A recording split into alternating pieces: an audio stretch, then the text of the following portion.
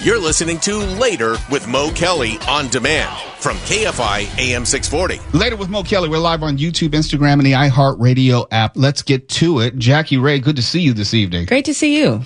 Zion Williamson, you may know him as a star when he's on the court. He's often injured. Star with the New Orleans Pelicans. You may know of him when he was a star at Duke University.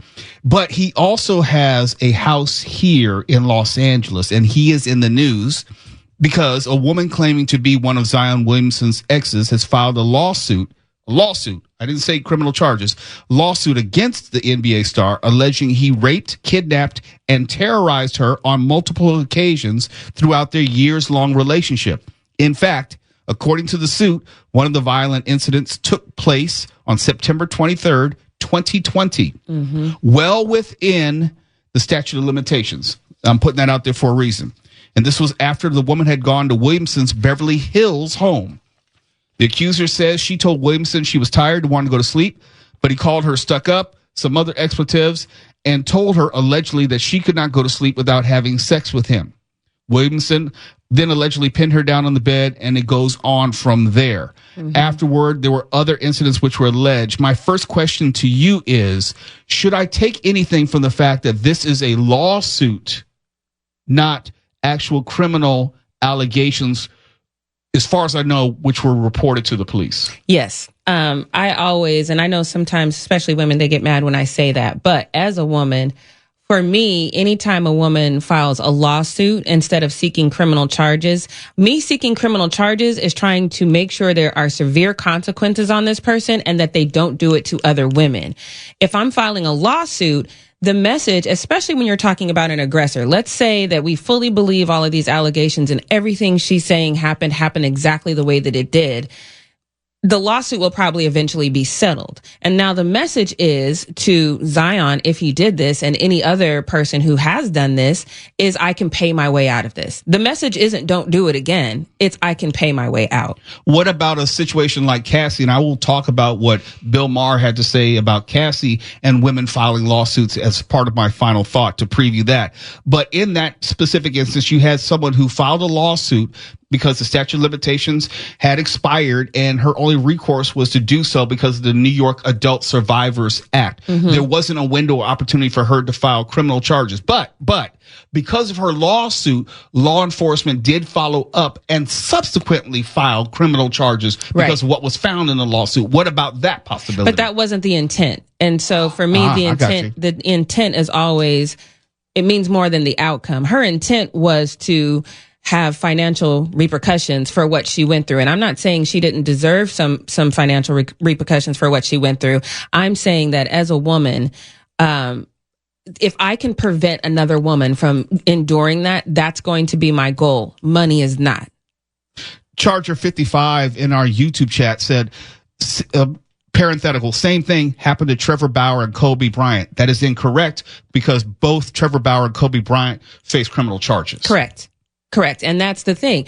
Because again, once you reach a certain status, male or female, there is a level of entitlement that I can just behave this way because I'm just going to throw some money at it. And normally people do go away. So what's the end game? That's always my question when I see stuff like this. And when you're talking about 2018, 2020, 2022, there's another problem. Again, I'm not saying that this didn't happen to this woman, but what I'm saying is now you've put yourself in a situation where it's difficult for people to believe you because now you've gone all this time and you've said nothing. And now you're not doing criminal charges. You're doing a lawsuit that could potentially get you financial gain. Same thing happened with Cassie when she was on the stand. She said, I didn't say anything because he might have replaced me. There's a level of lifestyle that she was getting used to. That's a problem. I interviewed, if you go way back in the Jackie Ray show days, I interviewed a woman named Tasha Biltmore. She was doing this whole play about her domestic violence experience. And I had to ask her the question. I says, I know this is going to be a difficult question, but I'm listening to you talk about years and years of abuse. And I have to ask, what the hell were you thinking? And she even said, in that situation, I knew if I left that my whole life would change as far as the lifestyle that I was accustomed to. It's difficult for me to really sympathize with you if you're seeking money. If lifestyle is a consideration. Exactly. And so it's difficult for me to really say, okay, yeah, this is horrible. If you're staying because you don't want the money to go away, then that's the price. I want to believe, and maybe I'm not, depending on who is listening right now, I want to believe I'm fair in this regard. I would like to be the person I'm not going to be the person who says, believe all women. I'm not. Right. I'm not. Because people lie. People in lie. General. Right. I am going to be a person to say, let's hear the story and judge it on its merits. I don't know enough about the evidence in this. I do know the difference between a civil lawsuit and criminal charges as far as the standard of proof. I do know that in a civil lawsuit, all you need is the preponderance of evidence, which is 51%, which is a much lower standard. In other words, you have a greater likelihood of being successful financially as opposed to in a criminal trial where you need beyond reasonable doubt. Right. But then that's in a lawsuit like this, in the civil lawsuit, then it becomes the believability, because unless she's recorded this, unless there were video surveillance in the house that showed this, the proof is gone now. And so now it's going to be, do you believe her in a court or do you believe Zion? And that a lot of times comes down to likability. And that is the larger discussion for everyone to wrestle with. Some people in the chat are saying, I don't know who Zion Williamson is. Well, that's really neither here nor there. If you follow NBA basketball closely, you know who he is. But the point is, there is something to extract as far as this is not the first and won't be the last. Right. How do we look at the idea of a woman suing and not pursuing criminal charges within the statute of limitations? So I'm going to give some grace, because I understand that if this were to happen to me, who knows how long it would take me to mentally be okay to even talk about this publicly. So fair enough. That's first and foremost. You don't know how people respond to grief and trauma.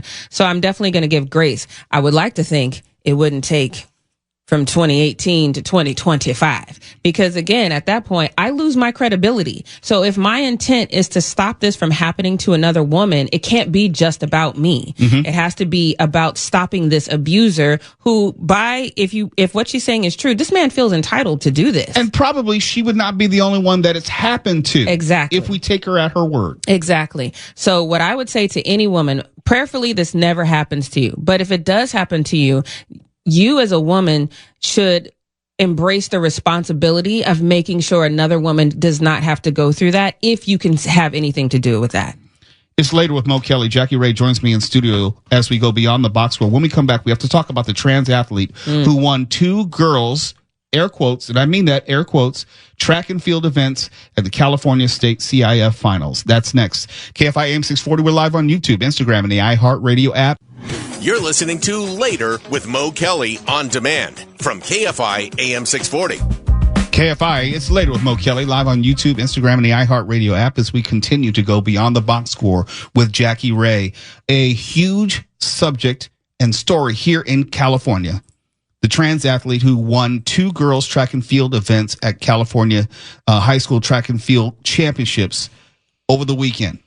Took home gold in the girls high jump and the triple jump. Tremendous controversy. We know that the Trump administration is investigating whether California state law is in violation of Title IX federal law and its provisions for girls/women's athletics on a scholastic level. Let me just say this, because I always feel like I have to do this as a precursor. This is not against the trans community. I'm not going to disrespect anyone in the community. But when it comes to trans children, and they are children, and if they want to perform in athletics or compete in athletics, sometimes you have to tell your child no. Right. And sometimes you have to do it because you have to teach the child that the world is not going to conform to your individual decisions. Title IX in girls sports is predicated not only on fair competition, but a biological separation, not a gender expression separation, but a biological one. Where do you come out on this, Jackie Ray?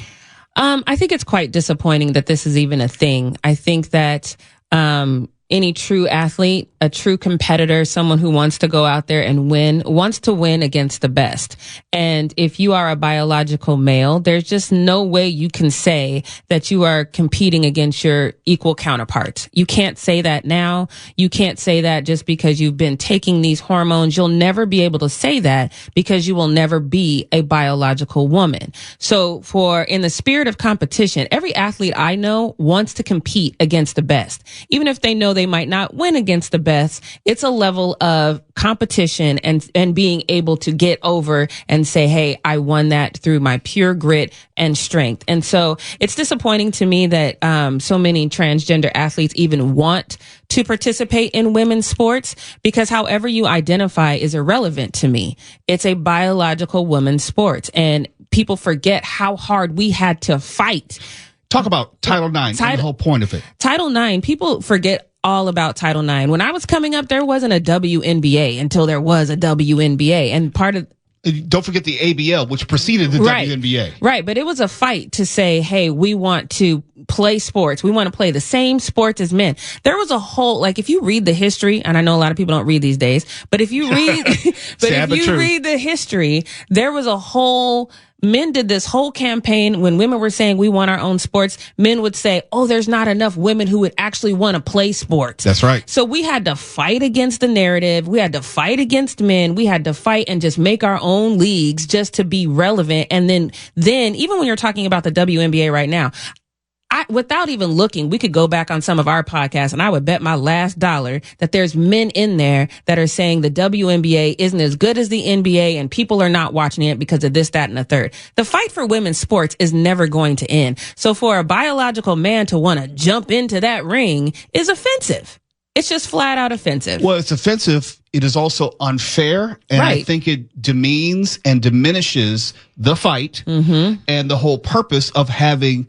When I say women's sports, that includes girl sports. I hate to say the same thing over and over again, but my argument hasn't changed. This is an expression of gender. It is not a change of your actual sex. You're born sex.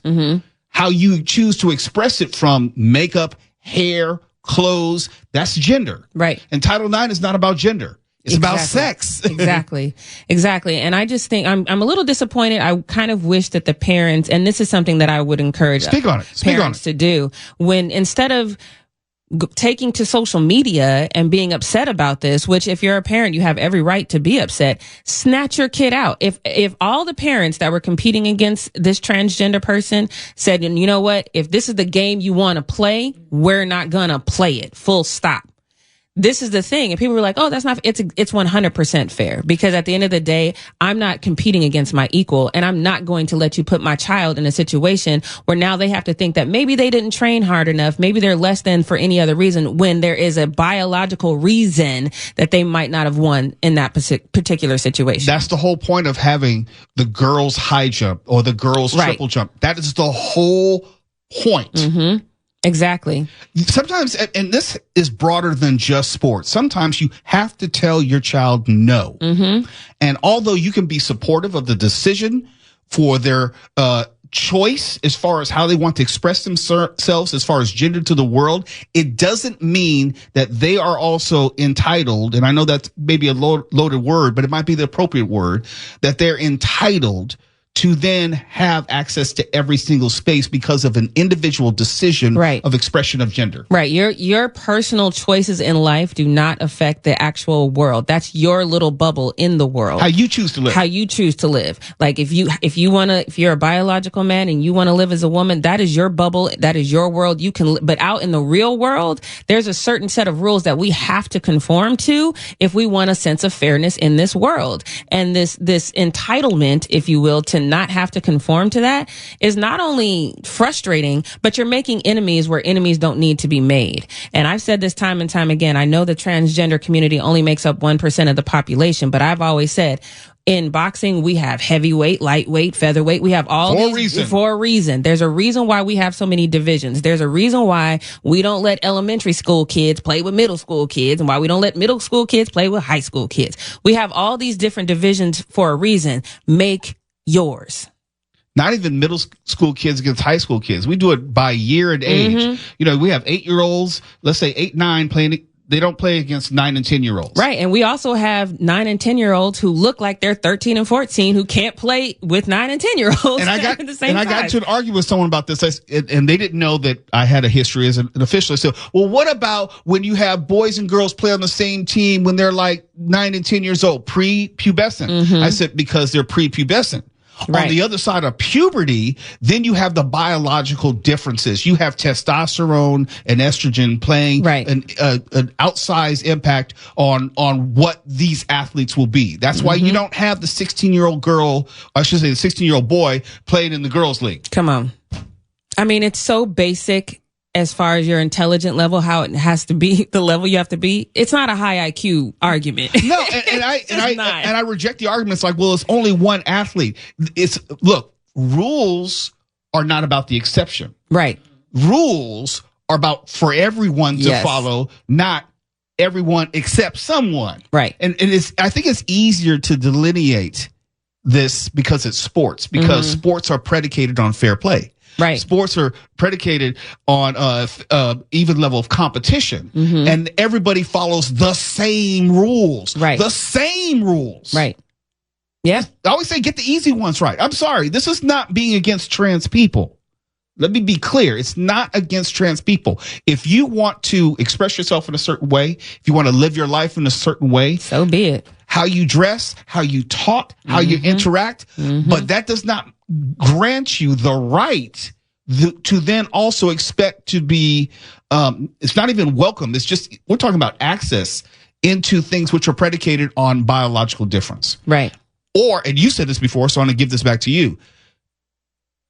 If you're not going to do away with biological differences, then this is the way it has to be.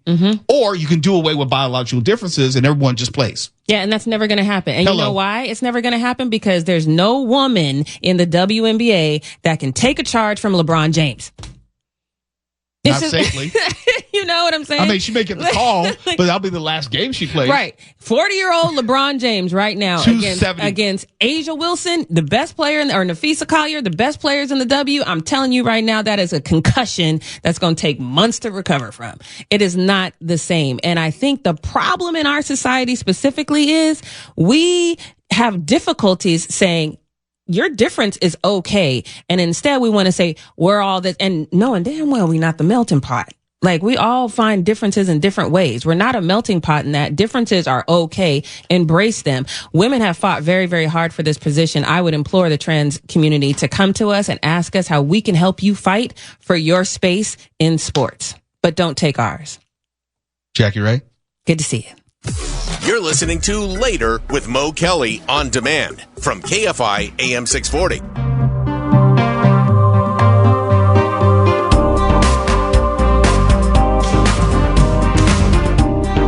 Mr. Mo Kelly, he warns us all. Says autonomous vehicles might be our downfall. But then Tawala comes on and claims it's all under control. He says Mo Kelly is wrong, but Mo thinks he's on the payroll of Waymo.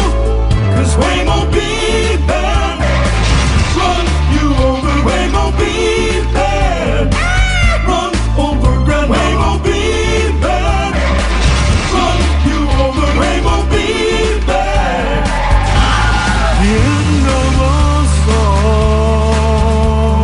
It's Later with Mo Kelly, live on YouTube, Instagram, and the iHeartRadio app. And let me tell you about the head-to-head test between Tesla and Waymo self-driving cars.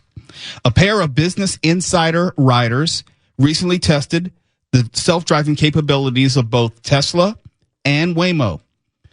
The event took place in San Francisco, with each vehicle being given the same trip from the Twin Peaks viewpoint to Chase Center, if you're familiar with the area. Waymo's fully self-driving robotaxi featured 29 cameras, along with other radars and sensors. Tesla's Model 3 had 8 external cameras. But here's the thing. still required someone to sit behind the steering wheel. That was notable. Waymo, according to the writers, noted, was safe but assertive, including one time where it seemingly tired of waiting behind a car at a stop sign and moved into an open lane to the right. Tesla, meanwhile, had a mostly smooth ride, including highway driving, but Waymo currently doesn't do yet outside of limited testing, so that was a plus for Tesla. But here was one thing which made the difference in the comparison, according to the writers. During the last half mile of the trip, the Tesla came to a stop at a red light, only to then drive through the intersection before the light turned green. Yeah, that probably will do it.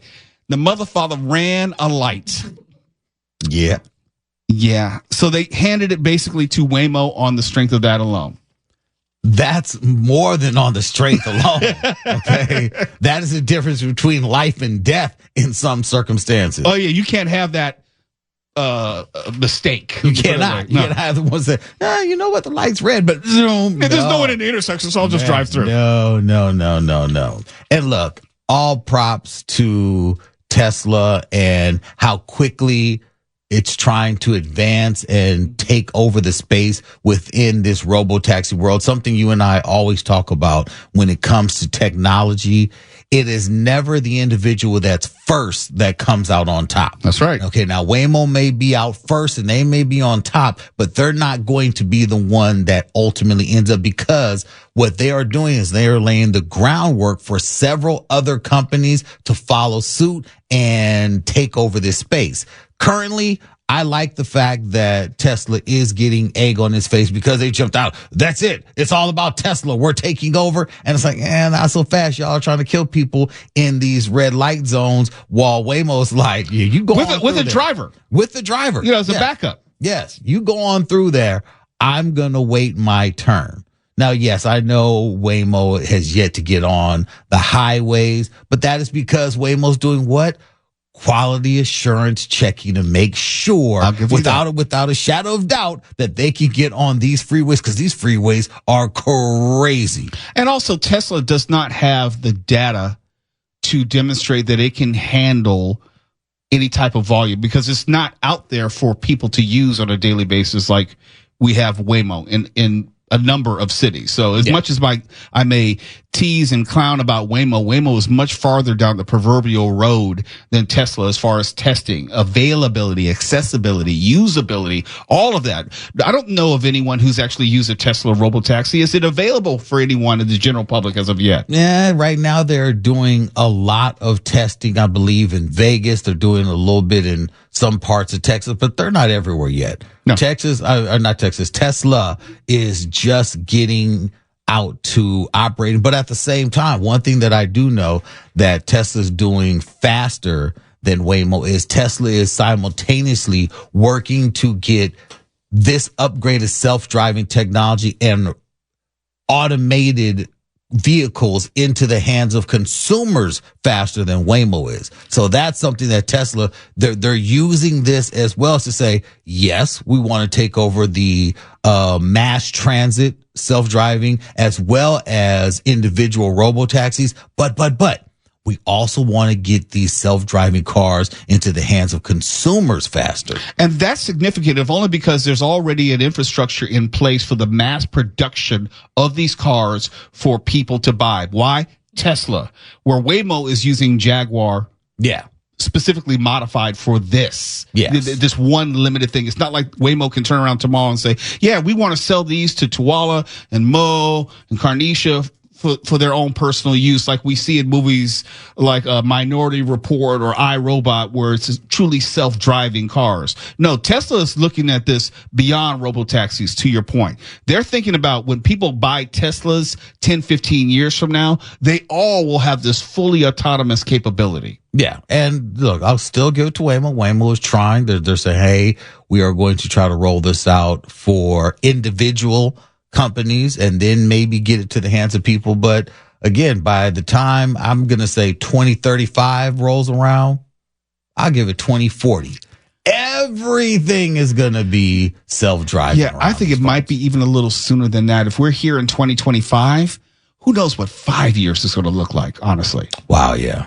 Yeah, we are moving pretty fast. As opposed to 10, 15 years? I don't know, but we shall see. When we come back, we have your horoscope. We're going to tell you about what's awaiting you for your summer solstice, which is coming up. It's later with Mo Kelly. We're live on YouTube, Instagram, and the iHeartRadio app. Come on and hang out with the Mo Migos and Motown and YouTube. And we'll probably read your comments on air. Well, probably not, because you guys are out of control right now. You're listening to Later with Mo Kelly on demand from KFI AM 640.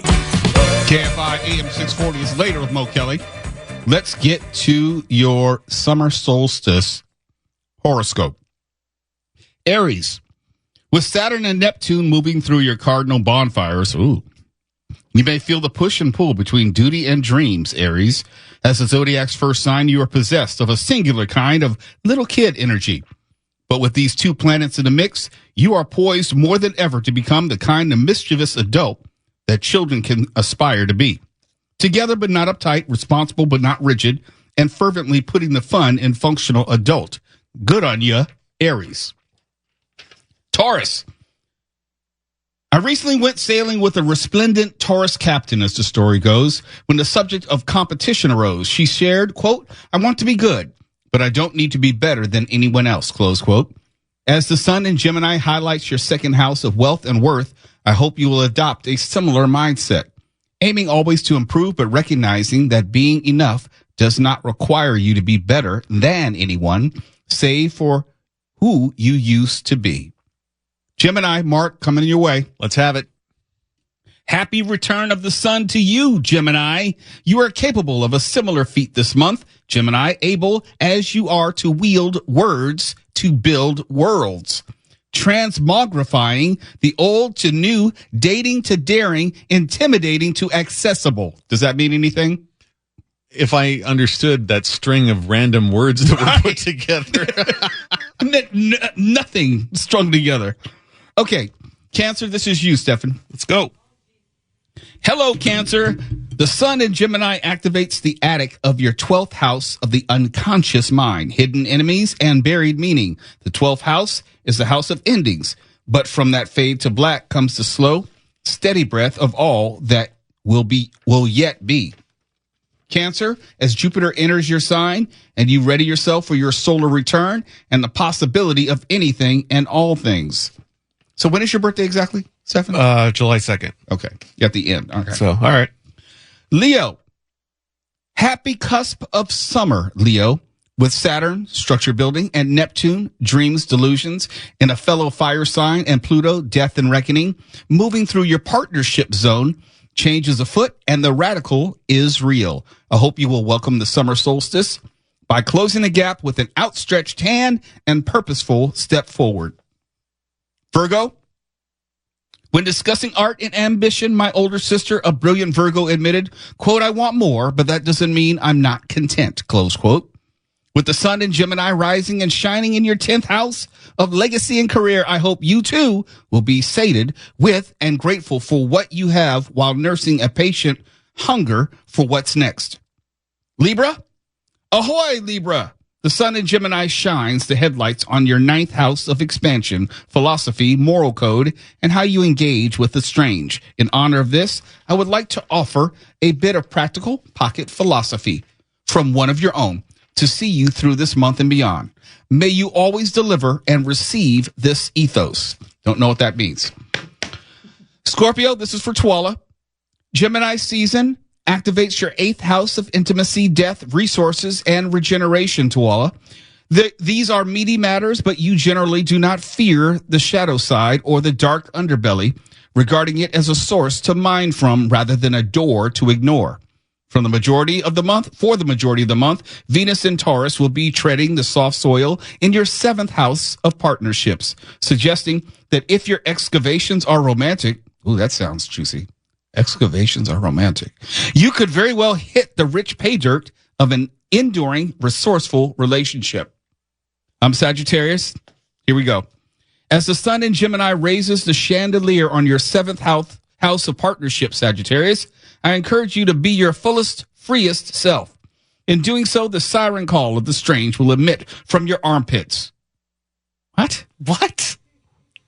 The siren call of the strange will emit from your armpits. Gross. Talking about body odor? Stay clean. A sacred frequency only heard by others that make their home on the outside. You talking about homeless people? The brave and the dangerous who never shy. Twala, what the hell is this? And of course, Koala got like the romance one. What are you talking about? I'm not even finishing that. No, I refuse. That was important. Not tonight. Aquarius. Gee. Oh, actually, Capricorn. As the sun in Gemini highlights your sixth house of ritual care and the corporeal form, Capricorn, I hope you will take the opportunity to honor your mortal coil, not as the animal that separates you from the spiritual, but the wild one upon whose bareback you ride. Careful. What Careful. are you talking about? Aquarius. Got Daniel. Man. Get the dump button ready. Aquarius, the sun in a fellow air sign is an opportunity for you to get wholesome high. Aquarius, Gemini season kicks down the door of your fifth house of creativity, conviviality, and the inner child. To access this precious pint-sized psychopomp, make play a priority. Hang upside down. Find a hiding spot. Climb onto the kitchen counter. Look up twice as often as you look down. Pisces. The sun in Gemini activates the fourth house of origin. Mm-hmm. Pisces, there is perhaps no more loaded word in the English language than mother, conjuring as it does a deluge of associations and activations, because Gemini season reminds us that we are ever and always not only capable of, but responsible for rewriting the story we tell ourselves. I often offer you the words of Rumi, quote, "We are born of love. Love is our mother," close quote. Did we forget anyone? I think that's good. Hard to tell in that jumble of word salad. Word salad. It doesn't seem like it's actually meaning anything, okay? It's almost like they made it up or something. Twala, did you get this out of an AI, like randomly generated? No, this is literally how June begins. This is the solstice in flux within our zodiac signs. Everything is coming together and properly aligned. Coming out of our armpits. Yeah, how did my armpits get into this? I mean, how is that a part of my horoscope? Because you're up to your armpits. Why is Daniel laughing at my armpits in the hall? You're up to your armpits in horoscopic joy. I use deodorant though. Okay. That's fine. It doesn't You rub need not off. worry. It's not funky. No, that's something I pride myself on. I do shower at least once a day. At least once a day. Sometimes more? Yeah. Especially, yeah. Oh, absolutely. If I work out, absolutely. I see. Like I will work out before I go to Hapkido class, and I'll shower before I go to Hapkido class, and I'll shower after class. For Why example, wouldn't you shower before you exercise? For martial artists, you should know this. You should be You do clean not and presentable. want to be funky on the mat. That's expected. You're supposed to have clean feet, all of that. Okay. Plus, since you're kind of in charge a little bit, I think it's important to set a good role. Yes, I'm setting the example. I can't come in there smelling funky like last night.